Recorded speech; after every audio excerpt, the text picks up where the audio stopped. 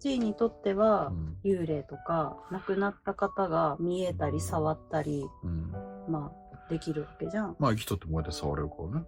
そう、これと変わらない。俺にとっては変わらない。変わらないけど、なんかうんあったんだよね。ちょっと嫌な話になるかもしれんのだけど、そのタニタニがちょっと癌で大変な今。で、そのタニタニの動画が出た時に、コメントであったのが、そのちいちはもし亡くなってもお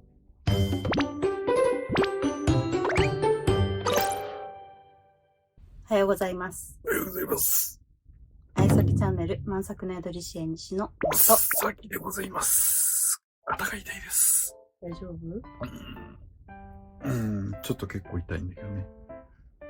今ね、月1ヶ月半に1回ぐらい、ちょっとね、整体行ってて、そう、むっちゃ遠いんだけどね。むっちゃ遠いけど、信頼があるのでね。そう、それのおかげでね、やっぱ左もだいぶ動くようになって。上がる？上がるよ。すげえ、上がるじゃん。ちょっと、これ以上微妙？ちょっと痛いかな、これ。確実に良くなってるもん。まあでも、その次の日がね、大概痛いんだよね。まあ、それは仕方ね。痛いんだけど、良くなってる。もう、びっくりするぐらいね、インドって。めっちゃいいよ。予約が取れないっていうかね。取れません。マジで取れない。無理やり入れてもらって。そう。本来は取れないよね。でもなんか四十肩とかさ、五十肩とかさ、三十肩とかはねえのか？まあ、年だけやろ。なんか上がらないのってさ、たまに自分もあるんだけど、ここが固まりすぎて止まっちゃうっていう。ここをほぐすといいよね。この硬いとこ。筋肉だと思ってても、筋肉じゃなくて固まってるだけですよって。うち行った時に言われたよね。笑えるほどやばいねって言われたね。でも、あそこの人がさ、やっぱやりやすいっていうかさ、筋肉がちゃんとあるから分かりやすくて、異常に筋肉あるって言われたよね。そのくせ柔軟性あるもんで化け物やねって言われたね。で、めっちゃ俊敏に動くもんでね。早いね。とかね。動けるデブなんだよ。本当に。いろいろと規格外なんで。じゃあ、少ねえな。少ねえよな。少ねえな。ちょっとね。少ねえな。何入れた？わかりません。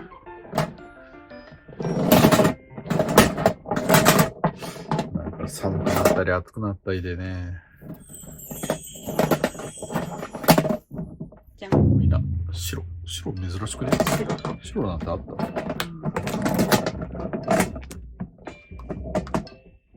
今日雨降るな。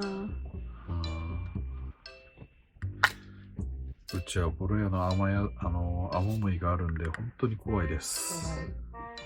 怖いわ。怖いわ。何が出るか怖いな。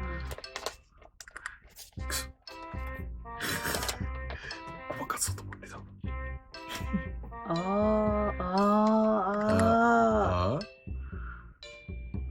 これ入れとったんだ。なんかこれに近いことを話題にしようかなと思ってた。霊が見える。霊と会話ができる先の死や死別に対する概念、考え方。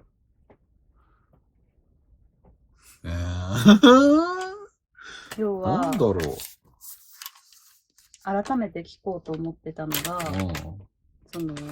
ちいにとっては、幽霊とか亡くなった方が見えたり触ったり、まあできるわけじゃん。まあ生きとってもうやって触れるからね。そう、これと変わらない。俺にとっては変わらない。変わらないけど、肉体としての終わりを迎えると、どんな気持ちっていうかさ、なんかあったんだよね。ちょっと嫌な話になるかもしれんのだけど、タニタニがちょっと癌で大変な今。で、タニタニの動画が出た時に、コメントであったのが、ちいちはもし亡くなっても見えるからいいですよね。ああ、いいですよねって、ちょっとそれ意味違うよね。それを見たときに、いや、それはと思ってちょっと心が痛んだ。それ親友とかそういう家族もそうだけどさ、共に同じ時間を生きるから意味があるんじゃないのっていう。だからなんか、亡くなっても見えるからとかさ、なんかちょっとそれは違うなと思って。それは全然違う意味が。いくら触れれるからとかさ、でも肉体としてはなくなるわけやん。そう。まあね、幽霊に関しては俺の日常とは変わらないけど、やっぱ時間軸が違うから寂しさは必ずある。あと、できることできないこと、要は一緒に旅行するだとか、同じ美味しいものを食べるとかさ、そういうことが不可能だから、その近しいものほど、その寂しいってのはあるかなっていう。何一つ変わらないけどね、やっぱ現実とその霊体に関してさ、いい人もいれば悪い人もいるから、それに関しては何も変わらない。ただ近しい家族とか、その親友だとかね、それだと分かち合えるものが減るから寂しいかなっていう。で、あとは時間軸がずれてるもんで、必ず向こうが成仏して向こうに行ったら会うことが不可能に近くなる。で、いつまでもずーずー言っとったら、自分で守る術がなければ食われる可能性があるから、それでいいじゃんって言われたら、それは違わんっていう、思っちゃうかなっていう。確かに俺は天界とかあの世を行き来することはできるけどさ、ちょっと遊びに行くわっていう感覚で行けるようなとこじゃないんやね。ましてや、その、メンシブの方で話してる、その、あの世の場所、ね。いざ俺が行きました。探し出すの大変やもん。担当者に聞いて、理由を話して、それで会いに行かなきゃいかんから。で、谷がなんかもう死んでないよ、谷。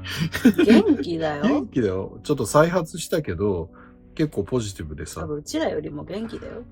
精神だけは向こうの方が元気やね。だからまあ死別に対する思いはね、いろいろあるけど、人よりは免疫があるっていうだけの話。あとは前世見とかでさ、その死に関してさ、いっぱい経験してきてるもんでさ、ぐらいかな。俺にとっては。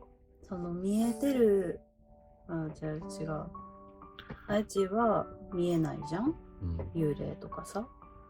で、やっぱ、にゃんちゃんが亡くなった時にさ、その、魂は見えないから、その目の前にある肉体しか見えない。だから、その息を引き取った瞬間に、もう、いなくなっちゃったんだっていう感覚になっちゃう。もう会えないんだっていう。だから、それを間近で地位は見てて、その魂側を見れば生きてる。で、触れることもできる。だから感覚としては絶対違うんだよね。でもその地位の言葉を聞いてるから、やっぱ心持ちが変わったから、そのなんていうんだろう、辛かったけど前を向けれた。あれでおしまいなんだって思っちゃうとさ、普通の方はさ、すがるじゃないけど、だからこそ夢に出てきてほしいっていう願望が結構出てくるんだよね。でも俺にとっては見えてるから、まあそこにいるじゃんって言えても、それは俺が触れれるだけであって、そのペットだったらさ、飼い主が触れれるわけでもない、会話ができるわけでもないから全然意味合いが変わる。じゃあその架け橋までどこまでするのかっていうのは、俺は肉体は一つしかないから限界があるから、そういうことはね、やれる人にはちゃんとやっていこうかなっていう。やっぱさ、その亡くなったからっつって同じ条件のもとで暮らしてるから、その喜びも悲しみもさ、いいんだと思う。俺の母親も結局亡くなってさ、そのお葬式の場では母親がいたよ。確かに死んじゃった。すっごい悲しかった。でも母親はすごい辛い思いをして生きてる間あったんやで。もし典型的な姑いじめだとかさ、もうあとは病気でもうわけのわかんない状態になっちゃって。で、最終的には俺のこともわかんないで。認知症っていう状態だったのがよくわかんないんだけど、もう本当にね、行って全然わかんない。で、父親をいざ見に行ったら自分が結婚していることもわかんなくて、その付き合ってたような頃の名前を呼んでなんか話してた。で、最終的に俺のことがわかんなくて、親父の名前呼んで、何々ちゃんのお友達って言われて、もう、悔しいよね。実の母親にそう言われて。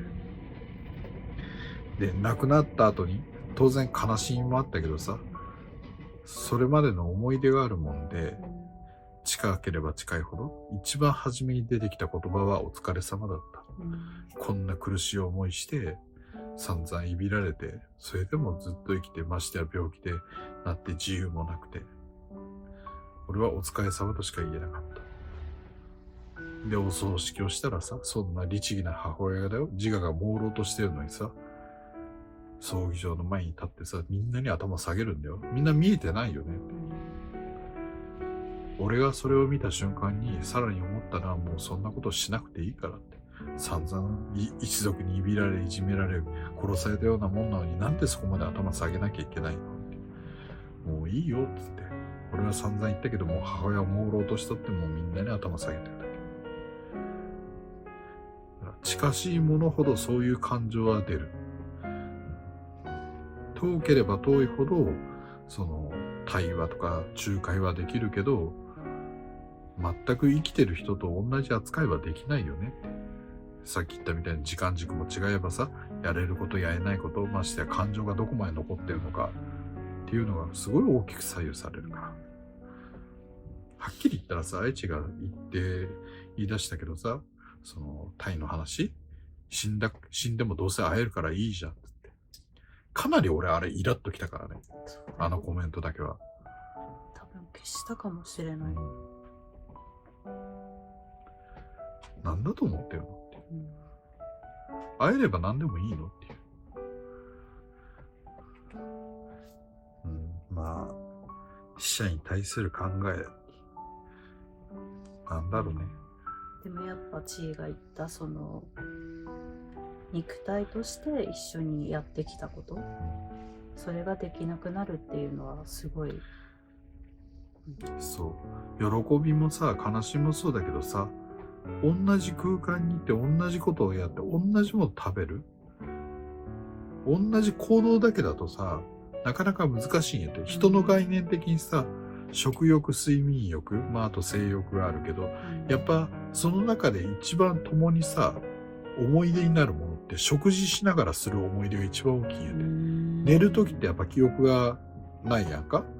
で、まあ性欲になると相手が限られてくる。で、やっぱ親友だとか家族とかそういうね、素晴らしい思い出ができるものはね、食事の場なんやで。今家族でご飯を食べるっていうのがだいぶ減ってきた。だから絆もだんだん減ってくんだよね。家族円満とかさ、そういうちょっと話はそれてくんだけど、それに付随したことで昔あって、もう家族があんまり仲が良くなかった、娘さんいて息子さんいて家族がいてっていう、でみんなそれぞれアルバイトしなきゃいけない、塾行かなきゃいけない、仕事行かなきゃいけない、パートしなきゃいけない、分かってる。でももう家族が崩壊しかかってる。じゃあどうしたのかって言ったら、1週間のうちのこの日だけはどんな理由があろうが全員ご飯は一緒に食べるっていう、そういう縛りをかけた。初めはぐちぐち言ってやんないよね。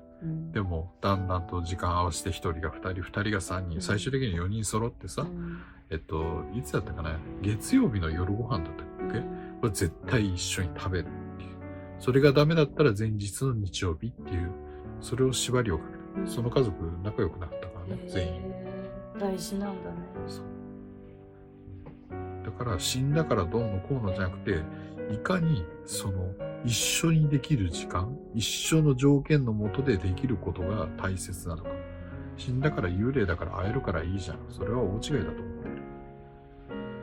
結果的な状況であってさ、亡くなった後っていうのは。だって、ほとんどの方はさ、この現世残んないから。そうだよね。大げさに言えば谷が亡くなったとする。2週間ぐらいしかこっちいないから。じゃあそれで会えるからいいやん。たった2週間だよって。ちょっと表面的に考えすぎるとそうなっちゃうかもしれない。こんなうん概念というか考え方っていうか、だから幽霊だから大丈夫とか、生きてる人だから大丈夫とかね、それはそれでしかできない条件はどんだけでもあるよって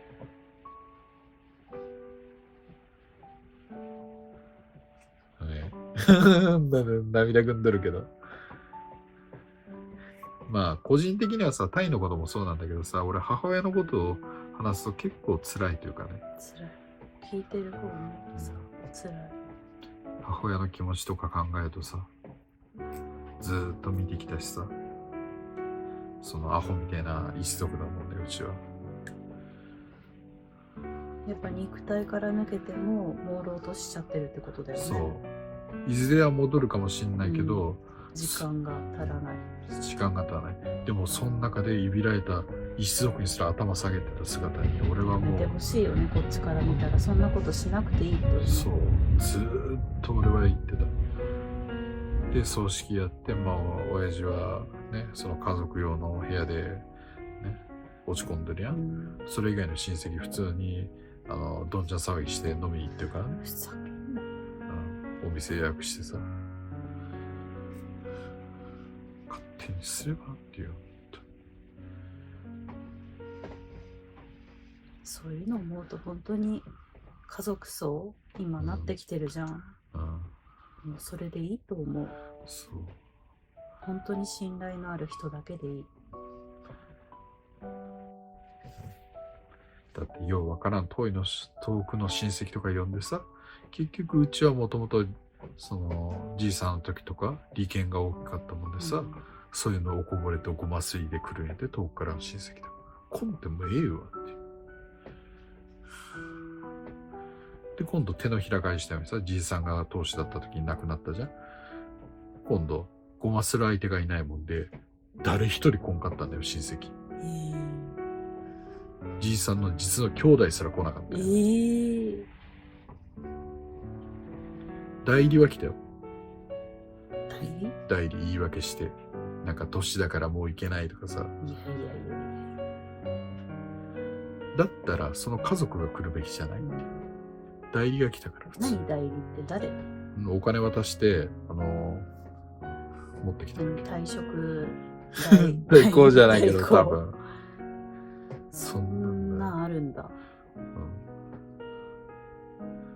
びっくりしたよ、じいさんの時の葬儀の時は。で、じいさんが結構さ、その傲慢だったけどさ、仕事とかできとってさ、いろんな人紹介したりさ、そのね、いろんな会社入れたりとかしとったんやて。恩義がむちゃくちゃあるんやて。要は年賀状とかさ、それこそお歳暮とか来たりすごかったんやて。死んで誰一人としてこんかった。不法の全部手紙送っとんだよ。死んだらもういいやって考えだよね。どんだけ白状だと思ったの俺。思いやりもクソもないな。びっくりした。唯一その一人だけが全く俺ら分かんなくて、なんか結構な年配のおばあさんがいきなり、少しですけどって持ってきたんやで、そしたらどちら様っつったら、もうじいさんに何十年か前にお世話になって、もう本当お気持ちですけどお会いだけさせてくださいっつってさ、全くうちは分からん人。本当に一人だけだった。その人だけだった。関係ないね、その親しいとかさ、身内だとか関係ないね。たった一人。たった一人だけでそうやって来たの。そのじいさんがお世話したの。何百人何千人とお世話してるって、じいさんの場合は。やっぱ立場が高かったもんでさ。まあちょっと話がそれちゃったけど。まあこんな感じで答えになってる。まあ答えがあるようでないというか、まあね、地位の気持ちがね。まあ霊が見える状態。まあ霊というか何でもかんでも見えるけど、人だろうが霊だろうがさ、正しくない人は正しくないしさ、むちゃくちゃな人はむちゃくちゃなんやて。でもやっぱ俺普通のさ、そうやって亡くなった人はやっぱお疲れ様って思っちゃう。この生きてる間にいろいろ楽しいことも苦しいこともあって、その次の人生の準備のためにお疲れ様、少し休んで向こう行ってらっしゃいって、頑張ってねっていう感じ。その姉自体も知っとるもんでさ、だから一つの節目のお疲れ様っていう言葉が俺はすごい大きいかな、死別に対しては。だから花ちゃんの時も結局そうだったんだよね。苦しそうで動けない状態。それでも必死にさ、そのお父さんが帰ってくるまでもう息が詰まって呼吸もできないのにみたいな感じで、花ちゃんに言い聞かせながらさ、もうちょいだからもうちょいだから、ちょっと間に合わなかったけどさ、あの時は。でもやっぱ亡くなった後にさ、俺はやっぱ見た瞬間に頑張ったね、お疲れ様って思っちゃった。そう、魂はそこにあるからさ、本人はさ、まだ苦しいまんま、お疲れ様って言った後にさ、大丈夫、落ち着いて、次第に良くなるからって言って。で、俺が霊体を持ち上げようとしたらすっごい身構えたのよね。それでも大丈夫だからって言って。で、お母さん手添えて、つって。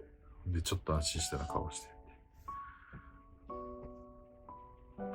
で、本人もさ、その呼吸ができない、ヒーヒーやっとったやん。それができるもんで、ちょっと目を見開いてたよね。苦しさがちょっと紛れたからって。で、本人は理解できてないんだよね。死んだってことが。まあ、今でも元気にキャットタワーの上で丸くなったんじゃないの。最近ちょっと見に行けてないけど。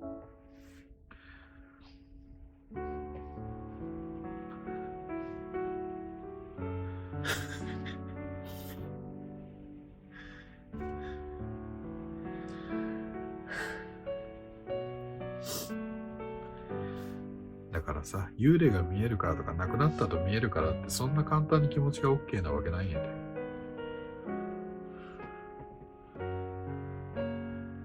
花ちゃんとの付き合いはさ、短かったけどやっぱ頑張ってる子だったしさ、それなりにも懐いとるからようわからんかったけどさ、俺には。それでもやっぱ泣けるよ俺は、あれだよ。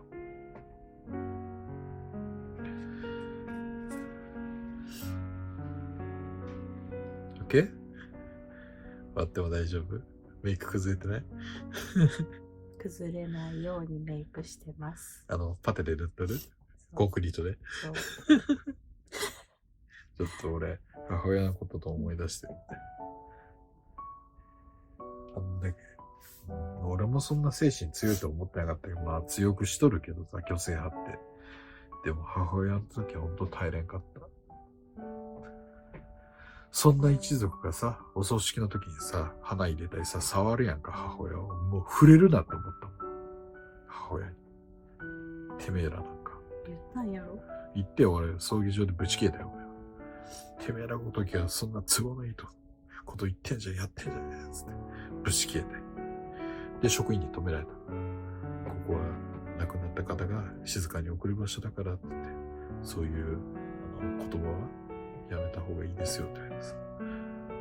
それでもね、それでも事情が事情だから。事情が違いすぎるから、さすがに俺はあれを止めれんかった。そりゃそう。はっきり言ったら一族に殺されてると思った。はぁ、あんまり思い出したくない。はぁ、新たに繰り返ってくる。今でもさ、その一族に制裁できるようなしたいもん。うち利権やら土地やら何でもかんでもみんな奪い取ったんだから。ちょっと重い話になったけど、すいませんね。当然ね。こんなん軽く済ませれない？死のことはどうしても。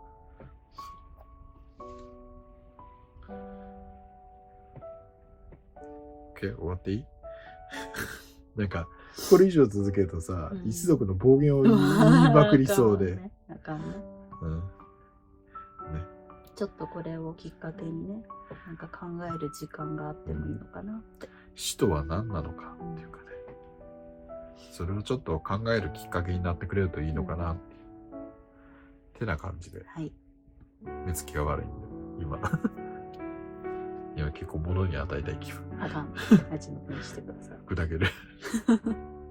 では、お疲れ様です。お疲れ様です。